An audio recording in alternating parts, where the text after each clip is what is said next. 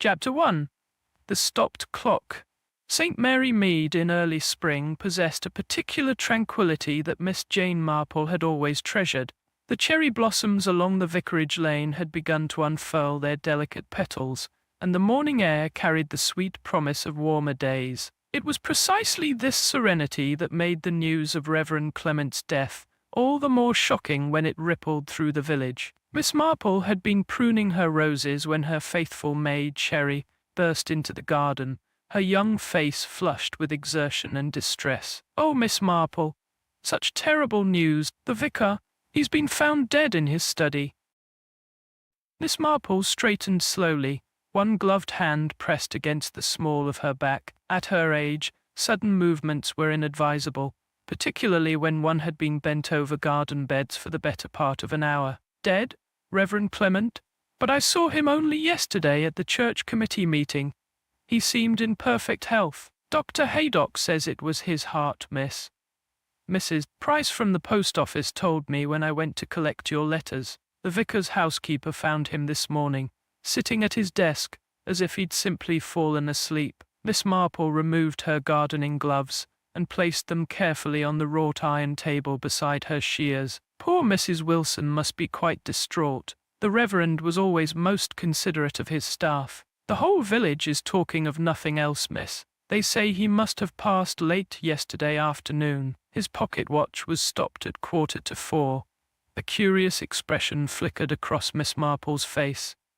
His pocket watch? The antique gold one he inherited from his grandfather. "That's the very one, miss. The doctor said it must have stopped when the vicar did." Miss Marple nodded thoughtfully. "I think I should pay a call on poor Mrs. Wilson. One should offer what comfort one can at such times." 20 minutes later, Miss Marple was making her way along the high street toward the vicarage, nodding politely to the various villagers who stopped to exchange hushed comments about the morning's tragic event. The news had indeed spread rapidly, and already the wild speculation that inevitably accompanied death in small communities had begun. The vicarage, a handsome Georgian building of weathered brick, stood in stark contrast to the smaller cottages that lined the lane. Its gardens, nowhere near as well tended as Miss Marple's own, nonetheless provided a dignified setting for the residence of St. Mary Mead's spiritual leader. Mrs. Wilson, red-eyed but composed, admitted Miss Marple to the house with a quiet deference that spoke of years of service. "He was a good master, Miss Marple, never a harsh word, not like some I could name." She dabbed at her eyes with a handkerchief that had seen considerable use that morning. "Would you care to sit in the drawing-room? Inspector Slack is with the doctor in the study just now." "Inspector Slack?" Miss Marple raised her eyebrows. "Has the police surgeon been called then?" "Standard procedure," the inspector said. "When someone dies alone." Mrs. Wilson sniffed disapprovingly. "As if there could be anything suspicious about the vicar's passing. A kinder, more godly man never walked this earth." "Indeed," murmured Miss Marple. "Still, I suppose the inspector must do his duty." At that moment, Inspector Slack emerged from the study, his notebook in hand, his expression as dour and officious as ever. He gave a curt nod upon seeing Miss Marple. "Miss Marple, I might have known you'd be here. Paying your respects, are you?" "Good morning, Inspector. Yes, I've come to offer what comfort I can to Mrs. Wilson." The inspector snapped his notebook shut. "Well, don't go putting ideas in anyone's head. Clear case of heart failure. According to Dr. Haydock, the vicar was found at his desk, peaceful-like. Must have happened around 3:45 yesterday afternoon, judging by his watch." "His pocket watch?" Miss Marple inquired innocently. "The gold one?" "That's right. Stopped at 3:47, lying on the desk beside his right hand." "His right hand?" Miss Marple's tone was mild, but her faded blue eyes sharpened with interest.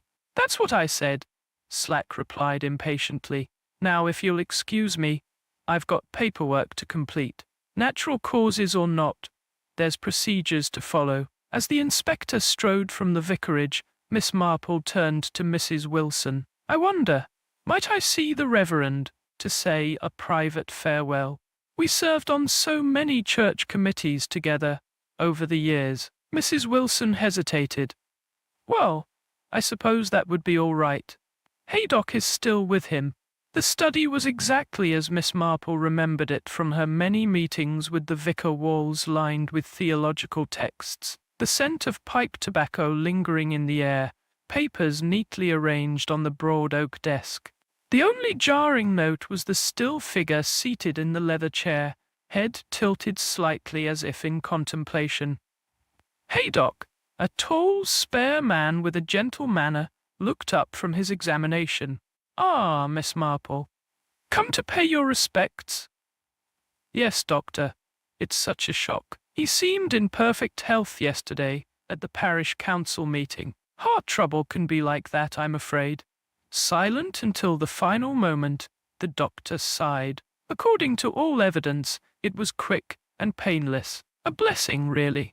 Miss Marple moved closer to the desk, her eyes taking in every detail of the scene. The vicar's reading glasses lay folded beside an open Bible. A half-finished cup of tea had gone cold, and there, gleaming softly in the afternoon light, lay the gold pocket watch that had been the Reverend's pride and joy. Such a beautiful timepiece, she remarked. I recall the Reverend once telling me it had been in his family for generations. Indeed, Dr. Haydock nodded.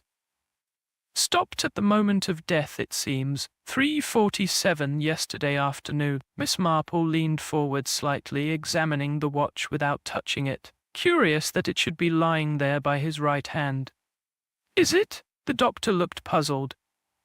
Well, yes. You see, the Reverend was quite distinctly left-handed. I've watched him take notes during countless meetings. He always carried his watch in his left waistcoat pocket and checked it with his left hand, a habit of many years' standing. Dr. Haydock frowned. Are you quite certain, Miss Marple? Oh, yes. One notices these little things, you know. My nephew Raymond says I'm terribly observant about people's habits, a consequence of living in a small village for so many years, I suppose. The doctor's frown deepened as he gazed down at the peaceful face of the dead man. That is peculiar. And there's something else, Miss Marple continued, her voice lowered slightly. The vicar suffered from arthritis in his right hand, had done for years. He mentioned just last week that he found it increasingly difficult to write his sermons. I can't imagine him removing his watch with that hand. It would have been most uncomfortable for him. Dr. Haydock studied her thoughtfully. What exactly are you suggesting, Miss Marple? Miss Marple gazed back at him, her expression innocent, yet somehow knowing. I'm not suggesting anything, Doctor. Merely observing that sometimes the simplest details can be most revealing. In my experience, people's habits rarely change, especially in their final moments. She glanced once more at the still figure of the vicar, then at the gleaming watch beside his hand. I wonder, she said softly, if perhaps someone else placed that watch there after the Reverend had passed, and if so, one must ask oneself, why? As Miss Marple departed the vicarage, nodding politely to the gathering of villagers outside, she couldn't help but feel that the stopped hands of the vicar's timepiece were pointing towards something far more troubling than a simple case of heart failure. And in the quiet village of St. Mary Mead, such secrets rarely remained buried for long. Chapter 2. The Unexpected Beneficiary. The drawing-room of the vicarage had taken on the peculiar hush that accompanies the reading of wills. 3 days had passed since Reverend Clement's unexpected death, and the villagers of St. Mary Mead had dutifully attended his funeral that morning. Now the inner circle of those with potential interest in his worldly possessions had gathered at the solicitor's request. Miss Marple sat quietly in a corner, her knitting needles working with rhythmic precision. She had been invited by the vicar's sister, Miss Dorothy Clement, a thin, nervous woman with whom she had served on countless charitable committees. I do appreciate your coming, Jane. Dorothy had whispered earlier, clutching Miss Marple's arm with surprising strength. It's all been so sudden. I hardly know what to think.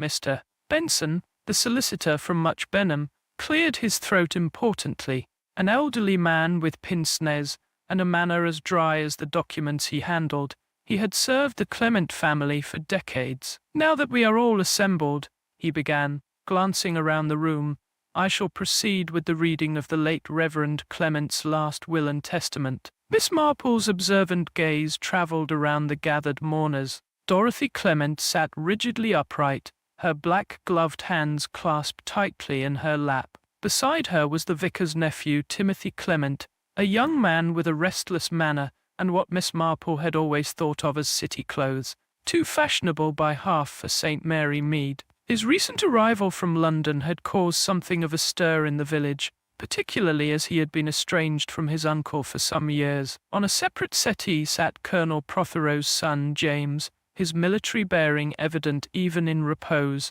His presence at the will reading had raised Miss Marple's eyebrows. She was unaware of any particular connection between the young man and the vicar, beyond the usual parish relationships. The church warden, Mr. Rawlinson, occupied an armchair near the fireplace, a substantial man in his 50s with thinning hair and gold-rimmed spectacles. He had managed the church's financial affairs for over a decade, with what the parish council considered exemplary dedication. And finally, somewhat apart from the others, perched on a straight-backed chair near the window, sat Miss Hartley. The vicar's secretary was a quiet, marsy young woman of perhaps 30, whose capable efficiency had kept the parish running smoothly for the past 3 years. Her plain face was partially concealed by an unfashionable hat, and her eyes were red-rimmed from recent tears. "The will is surprisingly straightforward," Mr. Benson continued, "dated only 6 months ago and properly witnessed by Dr. Haydock and myself. I, Edmund George Clement, being of sound mind and body, do hereby bequeath my worldly possessions as follows." The solicitor's voice droned on through the standard legal formalities. Miss Marple's knitting needles never faltered, though her attention remained keenly focused on each face in turn. "To my sister, Dorothy Mary Clement, I leave the sum of £5,000 and my collection of silver, which has been in our family for generations." Dorothy's face remained impassive, though her fingers tightened momentarily around her handkerchief. "To my nephew, Timothy James Clement, I leave my pocket watch and the sum of £1,000, with the sincere hope that he will find his way to a more purposeful existence." Timothy's expression darkened momentarily at this barbed bequest, but he quickly composed his features into appropriate solemnity. "To the parish of St. Mary Mead, I leave my theological library, with the exception of those volumes specifically designated elsewhere in this will." Mr. Rawlinson nodded approvingly, making a note in a small black book he had produced from his pocket. "To Mr. James Prothero, I leave my collection of fishing equipment and accompanying journals, in recognition of our shared passion for the sport and in memory of our many conversations on the subject." James Prothero looked genuinely moved by this gesture, a slight flush rising to his tanned cheeks. "And finally," Mr. Benson paused, adjusting his pince-nez, "to my faithful secretary, Miss Amelia Hartley, I leave my entire collection of first edition books, including my prized Dickens and Trollope volumes, along with the sum of £2,000, in gratitude for her unwavering service and keen literary appreciation." A collective intake of breath rippled through the room. Miss Hartley's hand flew to her mouth, her eyes wide with disbelief. Dorothy Clement half rose from her chair, her face contorted with sudden fury. "That cannot possibly be right," she exclaimed. "Those books are worth a fortune. They've been in our family for generations. Edmund would never—" "I assure you, Miss Clement, the will is perfectly clear," Mr. Benson replied calmly. "Your brother specifically mentioned that Miss Hartley had shown exceptional interest in and knowledge of the collection. He felt they would be properly appreciated in her care." Appreciated. She manipulated him. That's what she did. Dorothy turned her angry gaze toward the secretary, who had shrunk back in her chair. "Always there with her tea and sympathy, weren't you? Making yourself indispensable. Getting him to confide in you when his own family hardly saw him." "I never," Miss Hartley began tremulously. "The remainder of the estate, Mr. Denson continued firmly, raising his voice over the brewing argument, including the vicar's personal effects, not otherwise specified, and any remaining funds after taxes and funeral expenses is to be divided equally between St. Mary Mead Church and the Diocesan Mission Fund. The announcement effectively silenced Dorothy, though her face remained flushed with indignation. Timothy Clement was studying Miss Hartley with newfound interest, his expression calculating. Mr. Rawlinson continued making notes, occasionally glancing toward the secretary with poorly concealed surprise. As the gathering began to disperse, Miss Marple approached Miss Hartley, who remained seated, looking rather stunned by the proceedings. "My dear," Miss Marple said gently, "would you care to take tea with me tomorrow afternoon? I imagine you could use a friendly ear about now." The younger woman looked up gratefully. "That's very kind, Miss Marple. I would appreciate that." "Excellent.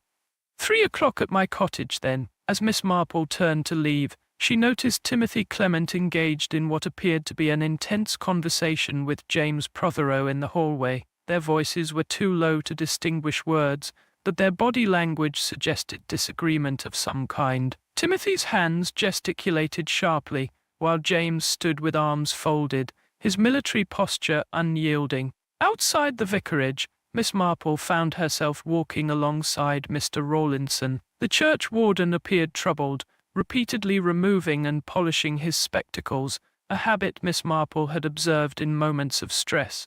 "A surprising will, wouldn't you say, Mr. Rawlinson?" "Indeed, Miss Marple. Most surprising. Were you aware of the vicar's interest in book collecting? I know he treasured his library, but I had no idea some volumes were so valuable." Rawlinson replaced his spectacles carefully. "The Dickens alone must be worth several £100. First editions, you know, and the complete Barchester Chronicles by Trollope, quite rare in such pristine condition, and all going to Miss Hartley. How interesting that she shared his passion for literature." "Yes, interesting." He hesitated.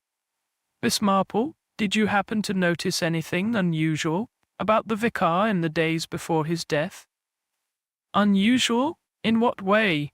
He had been reviewing the church accounts with particular attention, asked for records going back several years. "Most unlike him, he usually left the financial matters entirely in my hands. Perhaps he was concerned about parish finances. The roof fund has been struggling, I believe."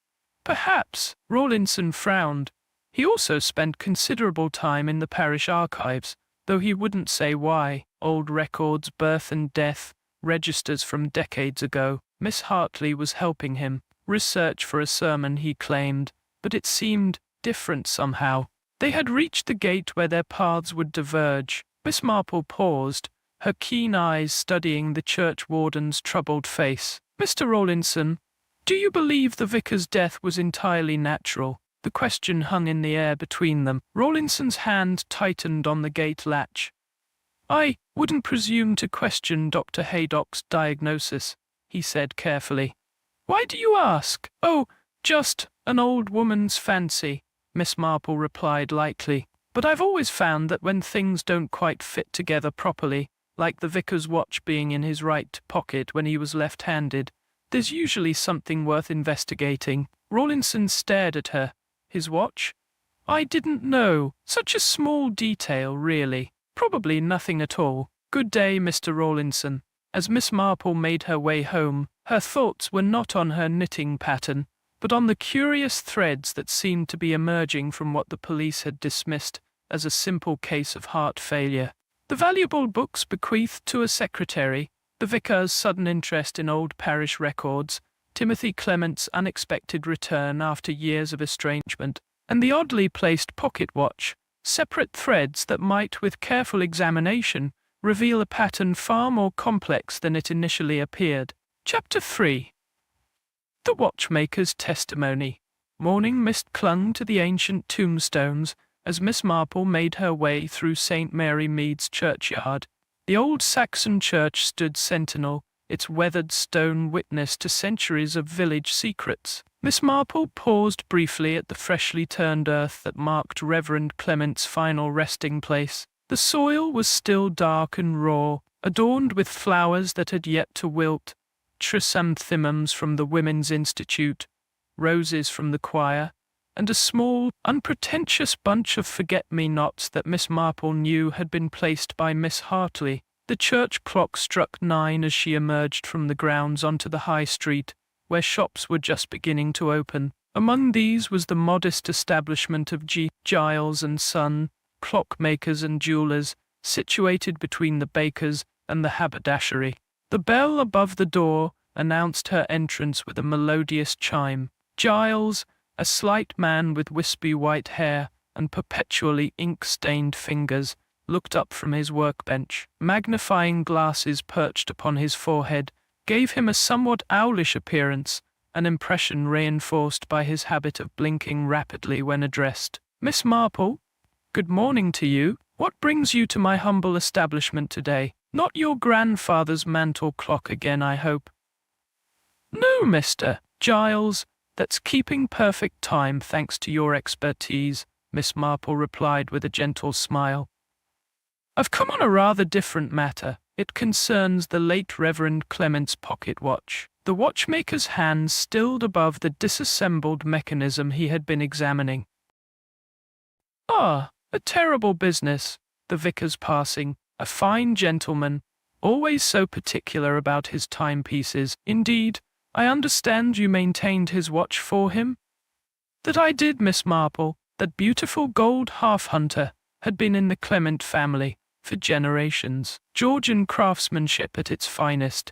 You don't see workmanship of that caliber these days." He shook his head regretfully. The vicar brought it in regularly, every 6 months without fail, for cleaning and adjustment. Miss Marple settled herself on the customer's chair, arranging her tweed skirt carefully. "I believe he had it serviced quite recently." "Just last month," Mr. Giles nodded vigorously. "A minor issue with the winding mechanism. Nothing serious. I had it sorted within the day. When he collected it, I assured him it should run perfectly for at least 6 months." "How curious, then, that it should stop so suddenly," Miss Marple mused, her faded blue eyes watching the watchmaker's face closely. Mr. Giles frowned, removing his magnifying glasses entirely. "Stop? But that's most unusual. The mainspring was in excellent condition. Unless the watch was deliberately stopped." He blinked rapidly, or perhaps suffered a severe jolt. "Dropped from a height, perhaps." "I see."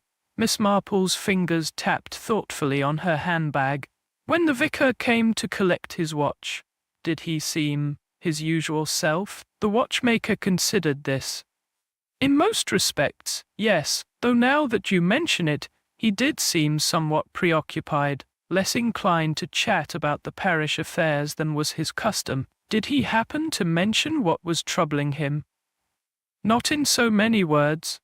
But Giles hesitated, glancing toward the shop window as if concerned about being overheard, despite the empty street outside. "I did witness a rather uncomfortable encounter later that day. The vicar was leaving the post office when young Mr. Prothero, the colonel's son, approached him. Their conversation appeared quite heated." "James Prothero?" Miss Marple's interest visibly sharpened. "Could you hear what was said?" "Only fragments. Something about family reputations and best left buried." The vicar seemed to be attempting to calm the young man, but Mr. Prothero departed in evident agitation. Giles adjusted a small screwdriver on his workbench, aligning it perfectly with its fellows. Most unusual to see the vicar engaged in such a confrontation. He was generally so mild-mannered. Miss Marple nodded slowly. "One last question, if I may. This pocket watch, was there anything distinctive about it besides its age and craftsmanship?" Mr. Giles' face brightened with professional enthusiasm. "Oh, indeed. That's what made it such a fascinating piece. Like many gentlemen's watches of that period, it contained a secret compartment, a small cavity behind the inner case. Such hiding places were often used for locks of hair, miniature portraits or other keepsakes. And in the vicar's watch, was the compartment empty?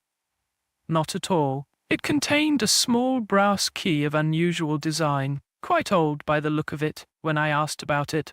The vicar merely smiled and said it was a family mystery. The watchmaker's eyes twinkled. I assumed it was for a diary or private papers. Gentlemen of an earlier generation were rather fond of keeping their personal correspondence under lock and key. A key, Miss Marple repeated softly. How very interesting.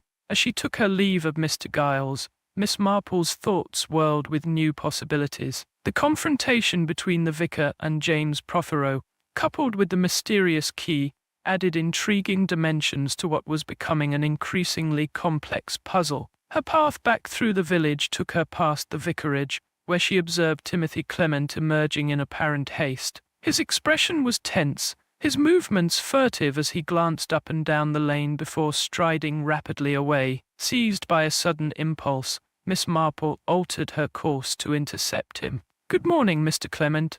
What a pleasure to see you again, though under such sad circumstances." Timothy started visibly. "Miss Marple, I didn't see you there." "No, indeed. One advantage of advancing years, people rarely notice one's presence." She smiled disarmingly. "Are you staying long in St. Mary Mead? I understood your business normally keeps you in London." Yes. Well, there are matters to settle regarding Uncle Edmund's estate. Paperwork, you understand." He glanced at his wristwatch. "If you'll excuse me, I have an appointment in Much Benham." "Of course, though before you go, I was just speaking with Mr. Giles about your uncle's pocket watch. Such a beautiful heirloom. I believe it's come to you now." Timothy's face darkened momentarily. "Yes, though I haven't received it yet. The police are still holding it, apparently. Some formality or other. How vexing for you. Though I suppose Inspector Slack must follow procedure. Your uncle was most particular about that watch, I understand. Had it serviced regularly by Mr. Giles?" "Was he? I wouldn't know. Uncle Edmund and I were not close in recent years." "Yes, I had heard something to that effect." Miss Marple's expression was sympathetic, yet somehow penetrating. "A disagreement of some kind, I believe." Timothy's jaw tightened. "Family matters. Nothing of interest to anyone else." "Quite so. Families can be so complicated, can't they? Your uncle was always very discreet about personal matters, though I understand he was researching family history recently, parish records and such." For a brief moment, alarm flashed across Timothy's face before he smoothed his features into polite indifference. "Was he? How tedious. If you'll excuse me, Miss Marple, I really must be going." As he hurried away, Miss Marple watched thoughtfully. The mention of parish records had clearly disturbed the young man, though he had tried to conceal it. Another thread to add to her mental tapestry. The remainder of the morning passed in routine village activities, purchasing fresh eggs from the farm, exchanging pleasantries with Mrs. Blade at the bakery, and attending a brief meeting of the hospital committee. But throughout these mundane tasks, Miss Marple's mind continued to sift through the accumulating evidence surrounding the vicar's death. By early afternoon she had reached a decision. Tea with Miss Hartley was not scheduled until 3 o'clock. That left ample time for another visit to the vicarage, this time to examine the Reverend's study more thoroughly than had been possible during her condolence call. Miss Marple approached by the garden path, noting with practiced eye that someone had recently walked across the damp soil of the flower beds. The impression of a man's shoe was clearly visible beneath the study window. "Curious, Mrs. Wilson admitted her with the same red-eyed solemnity as before. "I was just making tea, Miss Marple. Would you care for a cup? That would be most kind. And perhaps while it's brewing, I might sit quietly in the Reverend's study. I find it comforting somehow to be surrounded by his books. He had such a fine theological library." "Of course, no one's disturbed anything in there. Can't bring myself to start clearing it yet." The housekeeper sniffed. "Though Miss Dorothy was asking about some of the first editions already. Not seemly, if you ask me. with him barely cold in his grave. The study was much as Miss Marple remembered it. The leather chair where the vicar had breathed his last, the oak desk with its green blotter, the walls lined with bookshelves. But now, with no other observers present, she could examine the room with greater attention to detail. The desk drawers were unlocked, containing nothing more remarkable than sermon notes, parish correspondence, and church bulletins. The blotter, when lifted, revealed no hidden papers. The bookshelves held mainly theological works, biblical commentaries, and church histories, with a separate section devoted to the first editions that had caused such consternation at the will reading. It was only when Miss Marple knelt somewhat stiffly to examine the lower shelves that she noticed a small wooden box tucked behind a row of hymnals. Withdrawing it carefully, she found it to be locked, a simple brass lock that immediately brought to mind the key Mr. Giles had described. Her fingers had just traced the keyhole when Mrs. Wilson entered with the tea tray.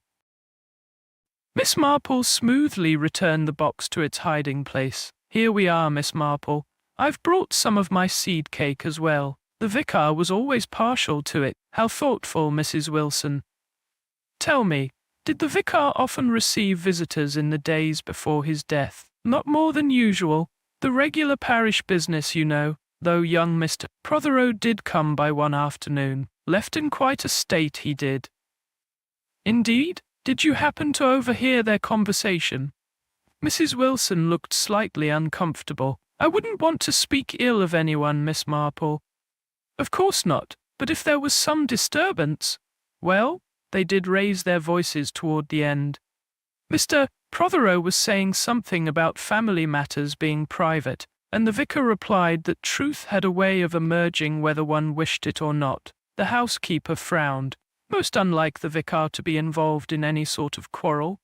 Miss Marple sipped her tea thoughtfully. "And Miss Hartley, did she assist the vicar with his research into parish records?" "Spent hours, they did, poring over those dusty old books. Birth records, marriage registers, death certificates from decades ago. The vicar said they were tracing the history of some local families for a paper he was writing." "Which families in particular?" "I couldn't say for certain, though I did hear him mention the Prothero name once or twice." Mrs. Wilson leaned forward confidentially. "Between ourselves, Miss Marple, I think he'd found something that troubled him greatly. The night before he passed, I heard him pacing in his study until the small hours, most unlike him." As Miss Marple departed the vicarage some time later, her mind was alight with new connections. The vicar's research into parish records, the confrontation with James Prothero, the key hidden in the watch, and the locked box behind the hymnals, all pieces of an increasingly complex puzzle. And somewhere within that puzzle, she felt certain, lay the true explanation for Reverend Clement's untimely death. Chapter 4. Letters in the Library. The afternoon sunlight filtered through Miss Marple's lace curtains, casting delicate patterns across the blue Wedgwood tea service.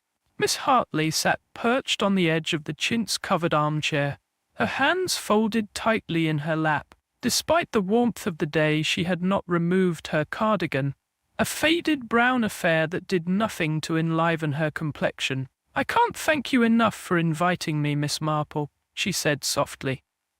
"The past few days have been difficult, I can well imagine." Miss Marple poured tea with practiced precision. "Milk and 1 sugar, if I remember correctly." Miss Hartley looked surprised. "Yes, that's right. How did you know? I've observed you at parish functions, my dear. One develops an eye for detail in a village like St. Mary Mead. People's habits become familiar." She passed the delicate cup, rather like the vicar's habit of carrying his watch in his left waistcoat pocket. The secretary's hand trembled slightly, causing the teacup to rattle against its saucer. "His watch? Yes, a beautiful gold piece, Georgian, I believe Mr. Giles said, with a most interesting hidden compartment containing a small brass key." Miss Hartley set down her cup untouched, her eyes suddenly wary. "I'm not sure what you're suggesting, Miss Marple." "I'm not suggesting anything, my dear. merely noting that when a left-handed man is found with his prized possession in his right pocket, and when that possession contains a key of some significance, one naturally wonders. A moment of silence stretched between them, punctuated only by the ticking of the mantel clock. Miss Hartley seemed to be weighing something in her mind, her gaze fixed on the floral pattern of the carpet. "The vicar trusted you, Miss Marple," she said finally. "He spoke of your perception, your understanding of human nature. Most kind of him, I think." Miss Hartley drew a deep breath. "I think he would want me to show you what we discovered." From her handbag she withdrew a small brass key, identical to the one Miss Marple had heard described by Mr. Giles. "This is a duplicate. The vicar had it made last month, after he began to suspect certain irregularities." "Irregularities of what nature, my dear?" "In the church accounts. Nothing obvious at first. Small discrepancies that might easily be attributed to clerical error. But as we examined the records more closely, a pattern emerged: funds consistently misallocated, donations recorded but never deposited, expenses inflated beyond their true cost." "And who maintained these accounts?" "Mr. Rawlinson, the church warder. He's handled the financial affairs of St. Mary Maid Parish for over 12 years. Miss Marple nodded slowly. "I see. And the key?" "It opens a locked drawer in the vicar's desk, a drawer containing the evidence he had gathered. He kept the original key in his watch for safekeeping, knowing no one would think to look there." Miss Hartley's voice quavered. "The day before he died he told me he intended to confront Mr. Rawlinson with what he'd found, but he never had the chance." A shadow passed across Miss Marple's face. "My dear, are you suggesting—" "I don't know what to suggest." Miss Hartley's voice dropped to a whisper. "But I do know the vicar was troubled, deeply troubled by something else he had discovered in the parish records, something concerning the Prothero family. James Prothero was seen arguing with the vicar shortly before his death," Miss Marple observed. "Something about family reputation and matters best left buried." "Yes, it began with the research for the parish history. The vicar was examining birth and marriage records from the 1880s when he noticed certain discrepancies in the Prothero lineage." "What sort of discrepancies?" "Dates that didn't align properly. A marriage recorded suspiciously soon after a birth, names that appeared and then vanished from subsequent records. The vicar became convinced there was some secret being concealed, something that would cause considerable distress to the current generation if revealed." Miss Marple's knitting needles paused momentarily. "And did he share his suspicions with James Prothero?" "He felt obligated to do so as a matter of pastoral care. He believed in truth, but not in unnecessary pain." Miss Hartley twisted her handkerchief. "The meeting did not go well. James left in a fury, warning the vicar to abandon his research." The mantel clock chimed 4, startling both women. Miss Hartley glanced at it anxiously. "I should go?" "Mr. Rawlinson has called a meeting of the parish council for 4:30. As the vicar's secretary, I'm expected to attend." She placed the brass key on the table between them. "I've shown you this because I believe you'll know what to do with it. The vicar trusted your judgment." After Miss Hartley's departure, Miss Marple sat for several minutes in contemplation, her gaze fixed on the small brass key. Then, with a decisiveness that belied her years, she reached for her hat and coat. The vicarage stood silent in the late afternoon light, its windows reflecting the burnished gold of approaching sunset. Wilson had gone to visit her sister in the neighboring village, leaving the house temporarily unattended, a circumstance Miss Marple had ascertained during their earlier conversation. The study door yielded to her gentle pressure. Inside, the room retained its scholarly atmosphere, undisturbed since her visit that morning. The leather chair, the bookshelves, the oak desk, all waited in mute testimony to their absent master. Miss Marple approached the desk, noting that its surface had been tidied since her last visit, papers stacked neatly, pens arranged in their holder, blotter straightened. Someone had been here in the interim, someone with an eye for order. The central drawer contained nothing of interest, just the usual paraphernalia of clerical life. But on the right side of the desk was a smaller drawer with a brass lock that matched the key now in her possession. It turned smoothly, the mechanism clicking open with well-oiled precision. Inside lay a manila folder containing several sheets of paper, covered with the vicar's distinctive slanting handwriting. Beside it was a small leather-bound notebook and an envelope addressed simply, "To be opened in the event of my death." Miss Marple's heart quickened as she lifted the envelope. The flap was unsealed, suggesting its contents had been reviewed recently. Inside was a single sheet of paper dated just 3 days before the vicar's death. "To whom it may concern," she read, "I have, in the course of my duties, uncovered evidence of financial malfeasance within the parish accounts maintained by Mr. Harold Rawlinson. Detailed records of these irregularities can be found in the accompanying notebook with dates and specific amounts noted. The total sum misappropriated appears to exceed £2,000 over a period of 8 years, a betrayal of trust that has caused me great personal distress." Miss Marple turned to the notebook, which contained meticulous entries detailing discrepancies between reported and actual expenditures, donations recorded but never deposited, and systematic manipulation of accounts to conceal the ongoing theft. The manila folder contained something equally disturbing: photocopies of parish register pages from the 1880s, with certain entries highlighted and annotated in the vicar's hand. One annotation in particular stood out, confirmed by Mrs. Bellingham's diary. The child was born to Ellen Trent, housemaid at Prothero Hall, and adopted by the family after her dismissal. The true father appears to have been Colonel Prothero's own father, making the current James Prothero's claim to inheritance questionable. Miss Marple sat back,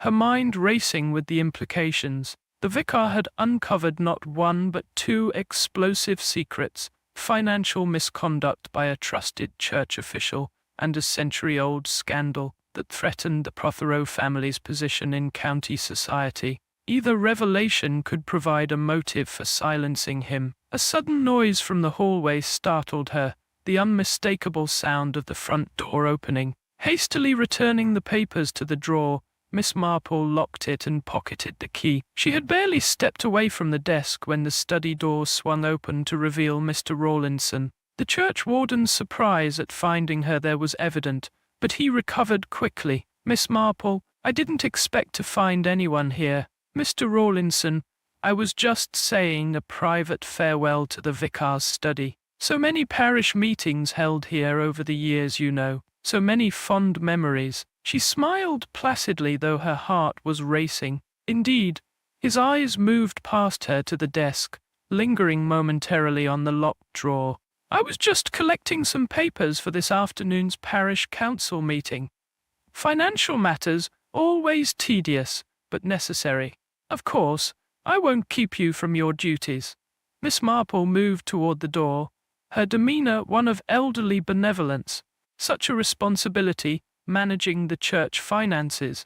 The vicar was fortunate to have someone so dedicated. Something flickered in Rawlinson's eyes, weariness perhaps, or calculation. "It's been my privilege to serve," he said smoothly, "though I fear these matters become increasingly complex." The vicar, bless him, never had a head for figures. No, indeed, though he was most methodical in other respects, his record-keeping, for instance, quite meticulous. Rawlinson's smile tightened almost imperceptibly. "Was there something specific you wished to discuss, Miss Marple?"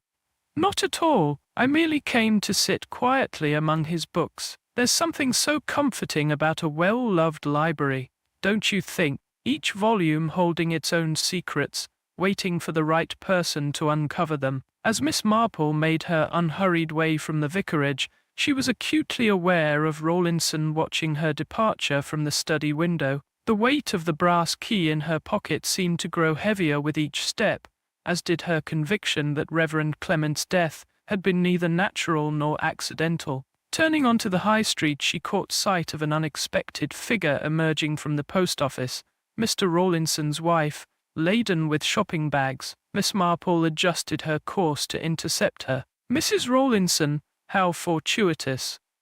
I was just thinking of calling on you." Martha Rawlinson, A stout woman with anxious eyes perpetually magnified by thick spectacles appeared startled by the greeting. "Miss Marple, I am afraid I'm rather in a hurry. Harold expects me back by 5. This won't take but a moment. I merely wish to ask, is it true that you and Mr. Rawlinson are planning an extended trip abroad?" Mrs. Price at the post office mentioned something about currency exchange forms. Mrs. Rawlinson's face blanched beneath its careful powder. "I don't know what you mean. We have no immediate travel plans." "How curious. I was so certain." Miss Marple affected mild confusion. "Perhaps it was another couple I heard about, though I could have sworn Mrs. Price mentioned passport renewals as well." "Excuse me, Miss Marple, but I really must go." Miss Rawlinson clutched her shopping bags tighter, her knuckles whitening. "Harold will be wondering where I am." As the woman hurried away, Miss Marple's gentle expression hardened into one of grim determination. She retrieved the small notebook she always carried in her handbag and made a brief entry, then turned decisively toward the police station. Inspector Slack would be reluctant to reopen an investigation declared closed, particularly on the word of an elderly spinster, but the evidence in the vicar's desk, coupled with what appeared to be hasty departure preparations by the Rawlinsons, might be enough to convince even the most stubborn of officials that the death of Reverend Clement warranted closer examination. Chapter 5. The Secretary's Confession. Evening descended upon St. Mary Mead like a velvet curtain, drawing shadows across gardens and lanes that had basked in sunshine mere hours before. The transition from day to night seemed to Miss Marple a fitting metaphor for how swiftly certainty could give way to doubt, clarity to confusion. Inspector Slack had received her information with characteristic skepticism, his mustache twitching with barely concealed impatience as she recounted her discoveries. Only the production of the vicar's note and the brass key had prevented him from dismissing her concerns outright. "I'll look into these allegations against Mr. Rawlinson," he had conceded grudgingly.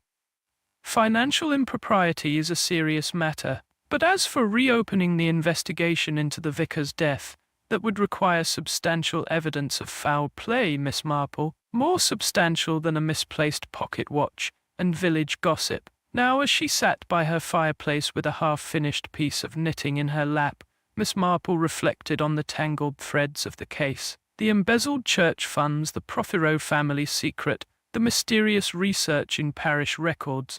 Somewhere among these disparate elements lay the truth about Reverend Clement's death. But which thread, when pulled, would unravel the entire tapestry? A gentle tapping at her front door interrupted her reverie. Cherry, who had been dozing in the kitchen, hastened to answer it, returning moments later with a rain-spattered Miss Hartley. "I'm so sorry to disturb you at this hour, Miss Marple," the secretary began, her voice strained with evident distress, "but I couldn't bear it any longer. The pretense, the fear, the terrible uncertainty. My dear child, you're shivering.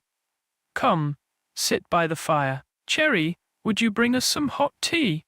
Miss Marple set aside her knitting and leaned forward, noting the younger woman's pallor and the feverish brightness of her eyes.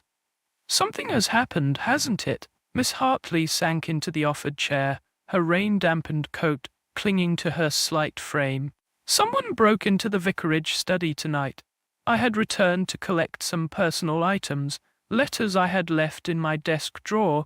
The place had been ransacked, papers scattered everywhere, books pulled from shelves, even the carpet partly lifted, as if someone was searching beneath it." "Did you report this to Inspector Slack?" "I went directly to the police station, but the inspector was out investigating another matter. The constable took my statement, but seemed to think it was probably just local boys looking for valuables." Miss Hartley twisted her gloves in her hands. "But it wasn't random vandalism, Miss Marple. Whoever searched that room knew exactly what they were looking for. The vicar's evidence against Mr. Rawlinson.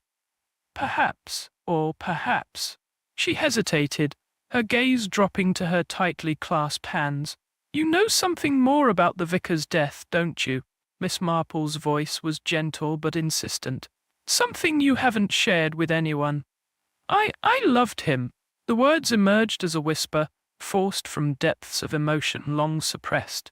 Not in a romantic sense, or at least I never allowed myself to think of it that way. He was 20 years my senior, a man of God, my employer, but there was a connection between us, an understanding that went beyond ordinary friendship. Miss Marple nodded, her eyes compassionate. I suspected as much. The way you spoke of him, the depth of your grief, it suggested a bond of unusual strength.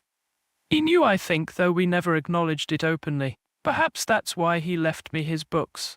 They had been the foundation of our relationship, our shared passion for literature and history. Miss Hartley's voice steadied as she spoke of their intellectual connection. We would spend hours discussing Trollope and Dickens, debating theological interpretations, exploring historical mysteries, and this shared intellectual life led to your assistance with his research.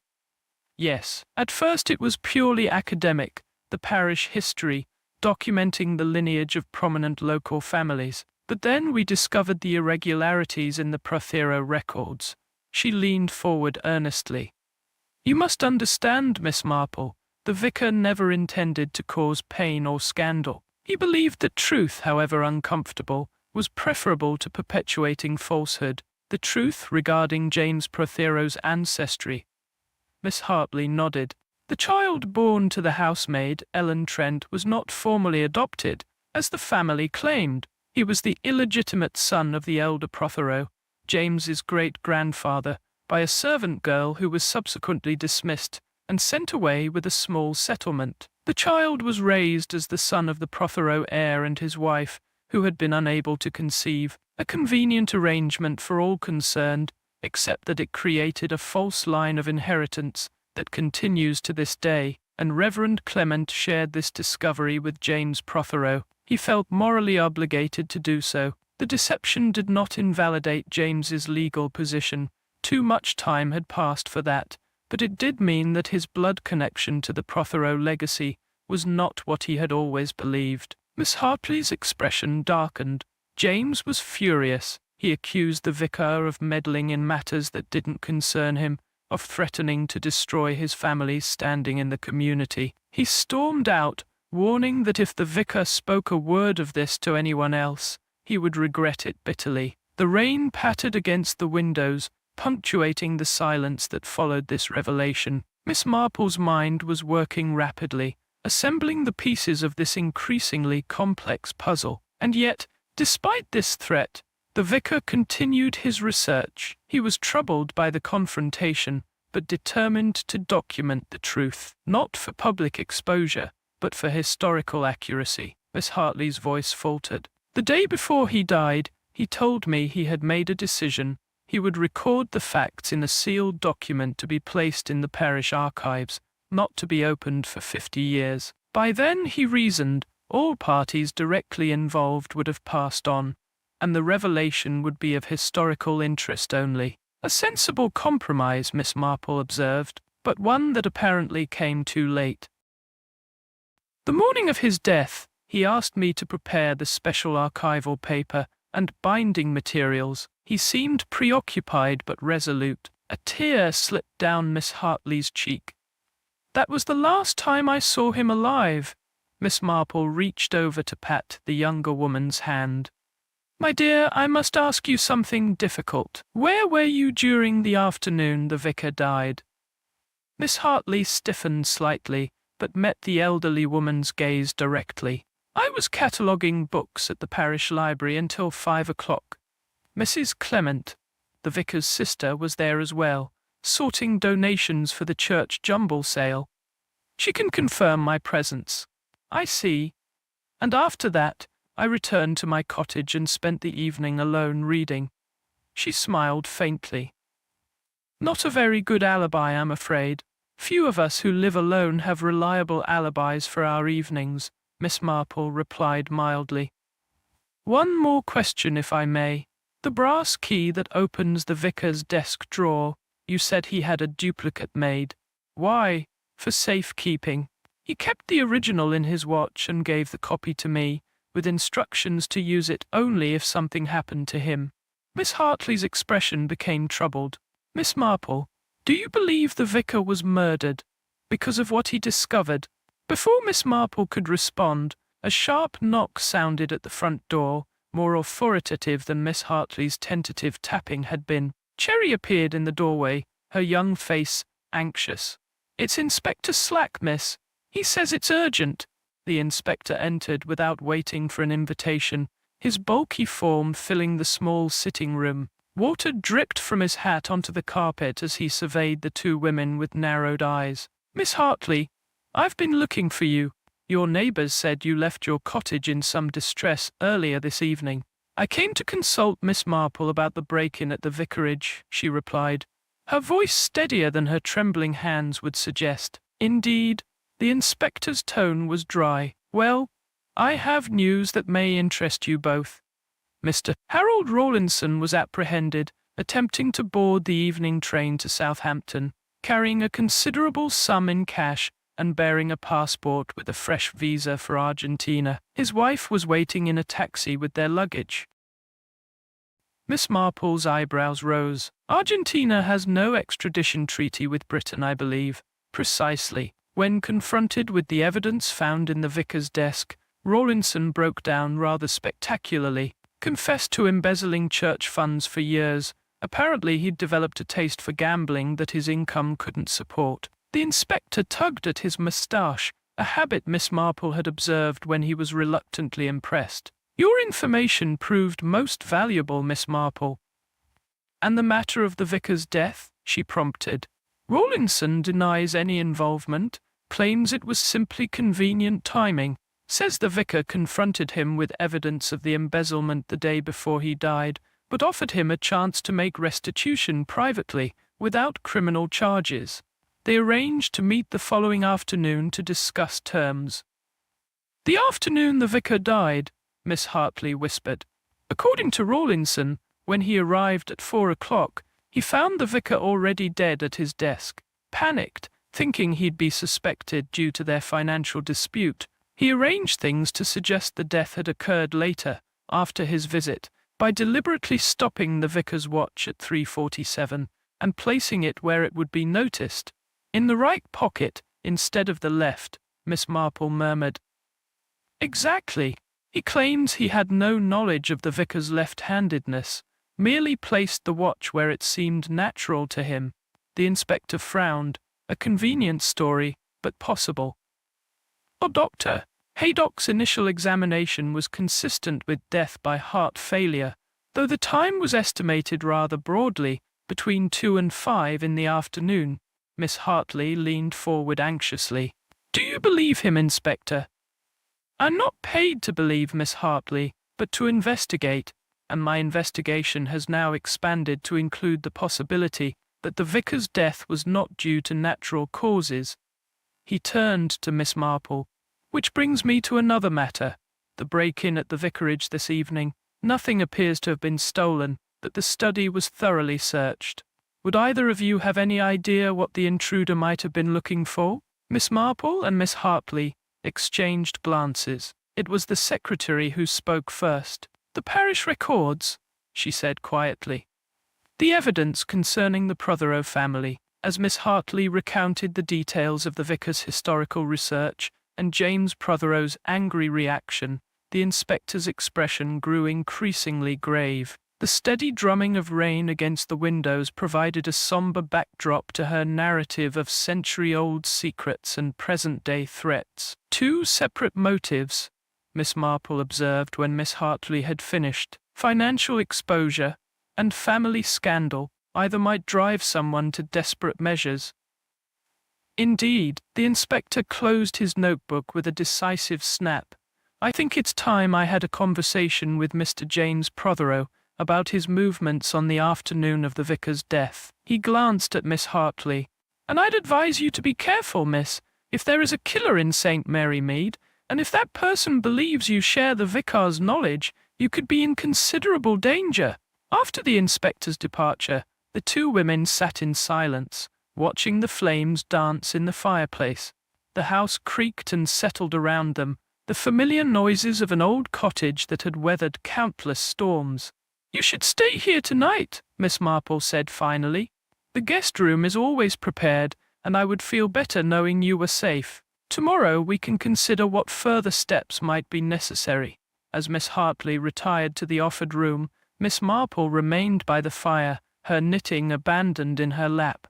The case was taking shape in her mind, the disparate threads slowly weaving into a coherent pattern. But the most crucial thread, the one that would reveal the hand behind Reverend Clement's death, remained elusive. Outside, a shadow moved briefly across the rain-streaked window, then vanished into the darkness. A fleeting presence, gone almost before it registered in Miss Marple's peripheral vision. She rose stiffly and drew the curtains closed, troubled by the sensation that someone had been watching the cottage. Mary Mead, where everyone knew their neighbor's business, such furtive observation was both unusual and ominous. As she secured the locks on doors and windows before retiring, Miss Marple reflected that the evening's revelations had transformed what had seemed a simple case of heart failure into something far more sinister, a deliberate act designed to silence a man who had uncovered too many uncomfortable truths. And somewhere in the village, the person responsible was growing increasingly desperate as their secrets teetered on the edge of exposure. Chapter 6. The Time of Death.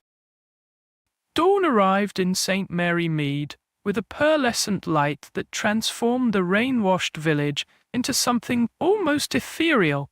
Miss Marple stood at her bedroom window, observing the delicate mist rising from her garden as she contemplated the revelations of the previous evening. The embezzled church funds, the century-old scandal that threatened the Prothero legacy, the mysterious intruder at the vicarage, each element suggested a different path to the truth, yet somehow they must converge. She had slept poorly, her dreams disturbed by the image of that fleeting shadow beyond her window. The sense of being watched had lingered through the night, like a discordant note in a familiar melody. In her experience, such intuitions were rarely mistaken. The soft creak of floorboards in the hallway announced Miss Hartley's awakening. Minutes later, the secretary appeared in the doorway of the breakfast room, her face pale but composed. "I've made a decision," she announced without preamble. "I'm going to leave St. Mary Mead.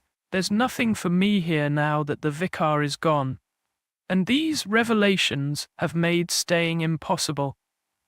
Miss Marple regarded her thoughtfully. "A hasty departure might be interpreted as an admission of guilt, my dear." "Guilt? I have nothing to feel guilty about," Miss Hartley protested, though a flush rose to her cheeks. "I loved him, yes, but I would never have harmed him, never." "I believe you," Miss Marple said gently, "but Inspector Slack might view your departure differently, and there is still the matter of the vicar's bequest, those valuable first editions. It would be a shame to abandon them after he so clearly wished you to have them." Miss Hartley sank into a chair at the breakfast table, her earlier resolve visibly wavering. "I hadn't thought of that. The books, they're all I have left of him, of our conversations, our shared passion for literature." "Precisely. And I suspect there may be something else the vicar left for you, perhaps unknowingly." Miss Marple poured tea for them both, the familiar ritual bringing momentary calm to the troubled atmosphere. "Tell me, did the vicar make any notes during his research into the Prothero family history?" "Extensive ones. He was most methodical in his documentation." "And where are these notes now?" Miss Hartley's brow furrowed. "In his study, I suppose. Or perhaps scattered across the floor after last night's break-in. Unless," Miss Marple suggested delicately, "they were what the intruder was seeking, in which case they may now be destroyed, or in the possession of someone with a vested interest in keeping the Prothero secret hidden." The secretary's eyes widened with sudden understanding. "The first editions," she whispered. "The collection he left to me, several of them had his personal annotations in the margins. He often used them as a form of private journal, noting thoughts and observations he didn't wish to record elsewhere." "Precisely," Miss Marple nodded approvingly. "And these books are now still at the vicarage?" They were to be transferred to my cottage once the will was fully processed.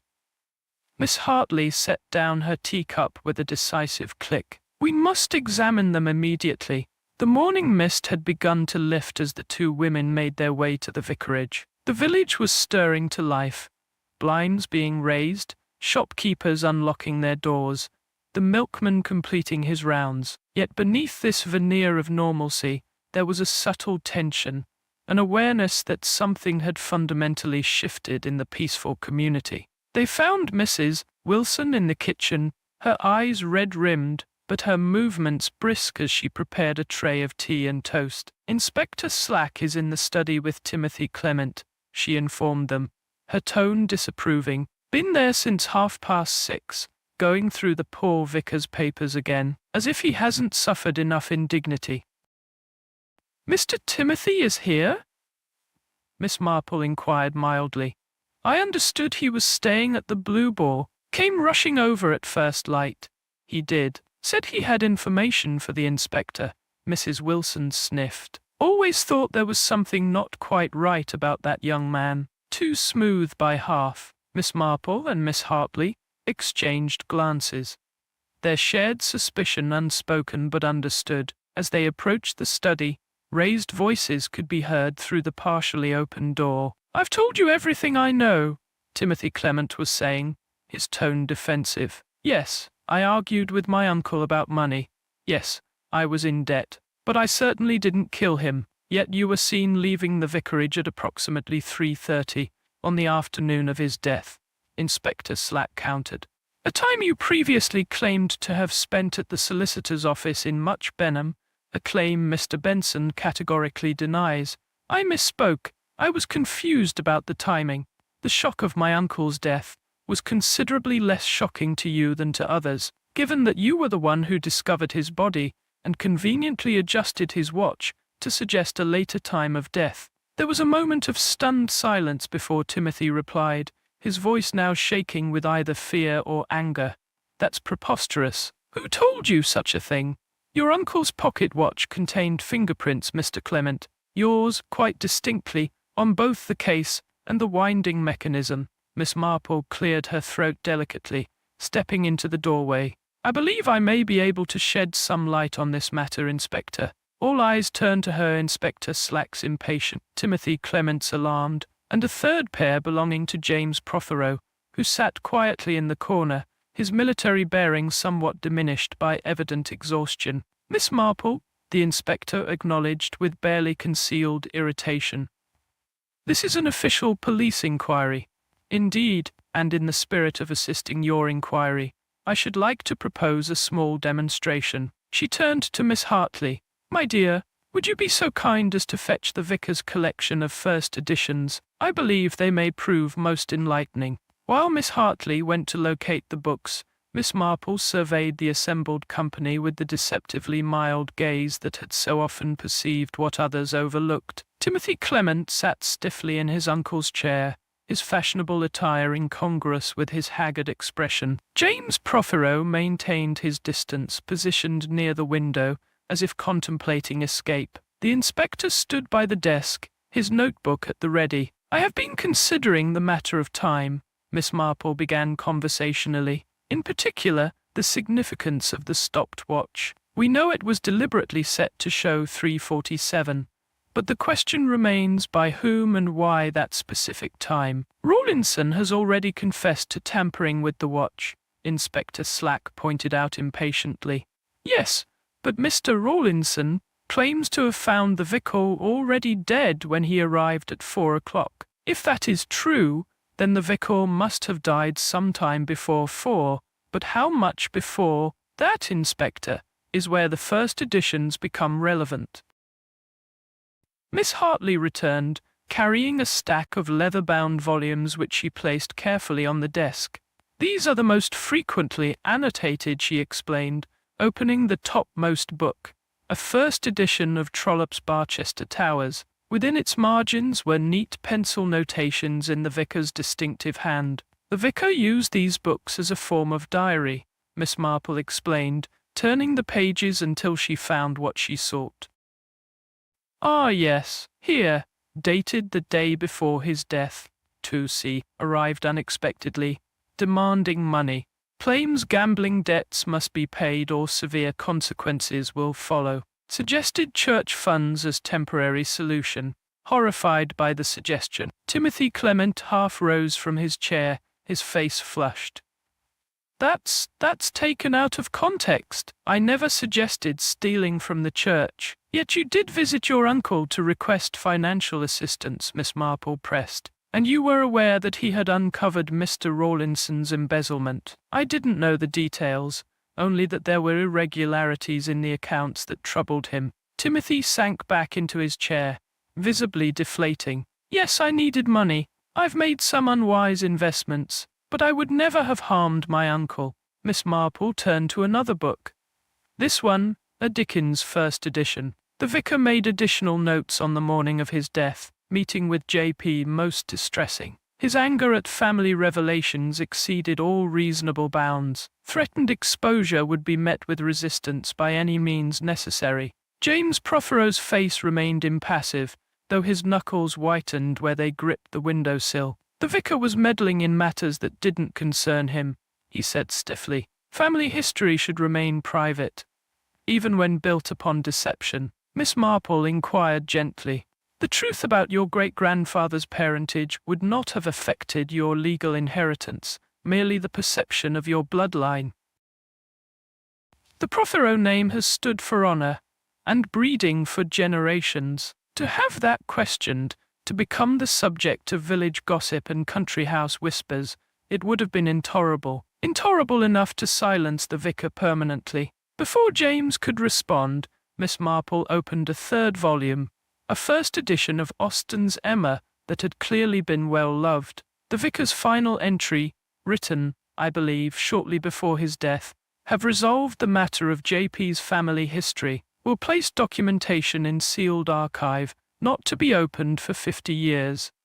T.C.'s financial situation more troubling. Evidence suggests cooperation with R. in misappropriation of funds. Confrontation at 3 this afternoon could prove difficult. If persuasion fails, must consider formal accusations. A heavy silence fell over the room as the implications of these words registered with each listener. Inspector Slack was the first to speak.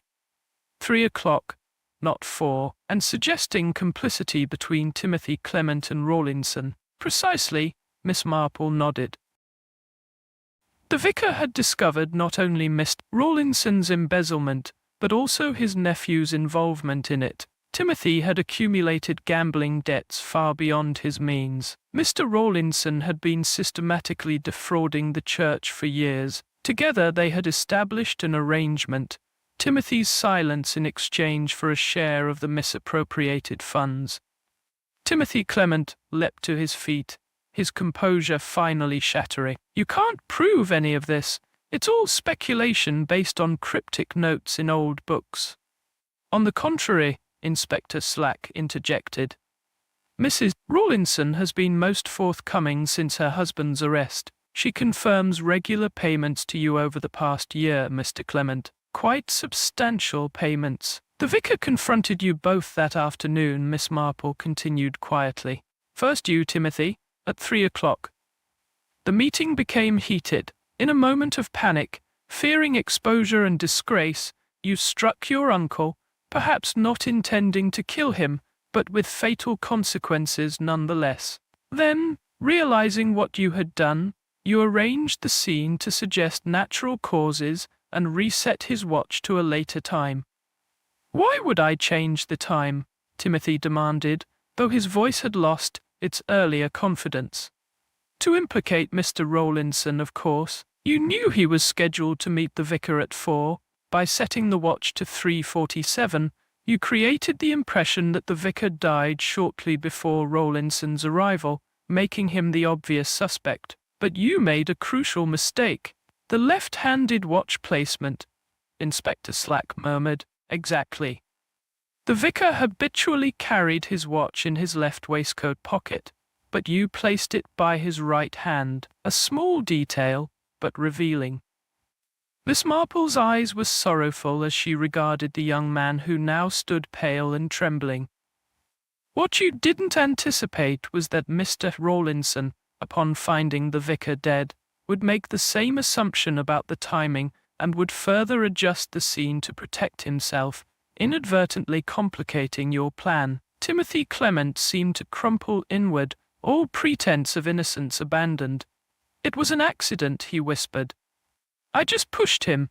I didn't mean for him to fall against the desk like that. When I realized he wasn't breathing, I panicked. The watch was just there. Setting it to implicate Rawlinson seemed like my only option." As Inspector Slack moved to formally arrest Timothy Clement, Miss Marple turned her attention to James Prothero, who had observed the proceedings with increasing discomfort. "You, Mr. Prothero, are guilty of anger and poor judgment, but not of murder. Your confrontation with the vicar, while regrettable, occurred the day before his death, and I believe the vicar's final notes suggest he had found a solution that would have preserved your family's public standing while honoring historical truth." James Prothero straightened, his military bearing reasserting itself. "I behaved abominably toward him," he admitted stiffly. "The revelation was a shock. I said things I deeply regret." "And the break-in at the vicarage last night?" Miss Marple inquired, her tone conversational, despite the gravity of the subject. "I feared what might be in his papers." James looked away, shame evident in his posture. "After hearing of Rawlinson's arrest and the reopening of the investigation, I became concerned that the family history might become public knowledge in the ensuing scandal.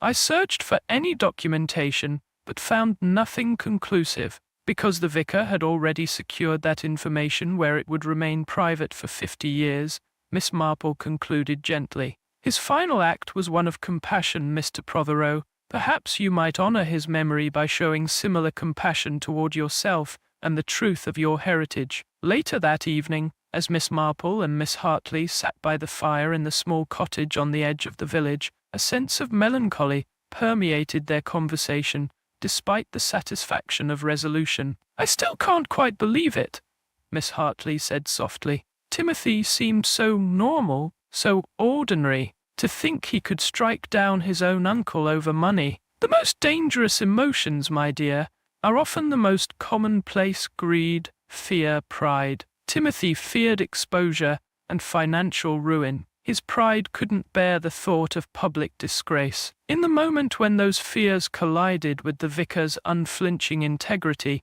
tragedy became inevitable." Miss Hartley gazed into the dancing flames. "What will happen to the first editions now? They contain so much of the vicar's private thoughts. They belong to you as he intended. Perhaps, in time, they will bring you comfort rather than pain.